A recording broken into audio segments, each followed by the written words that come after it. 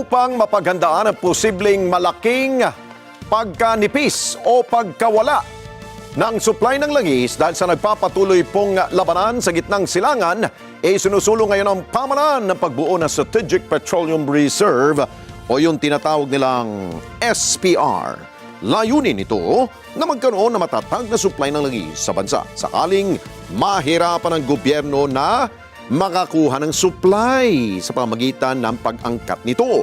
Ayon kay Department of Energy Oil Industry Management Bureau Director Reno Abad, hindi ito disenyo pang palitan ang pang-araw-araw na supply ng mga pribadong oil companies, kundi bilang pananggala lamang ng pamahalaan sa panahon ng krisis.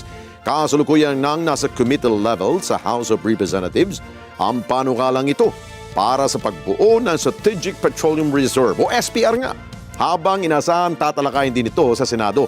Nakipag-ugnay na rin ang kagawaran sa Japan para sa pagpaplano ng pasilidad na paglalagyan ng mga reserbang langis kasabay ng pagtukoy sa mga posibleng lokasyon sa iba't ibang panig ng bansa. Direktor!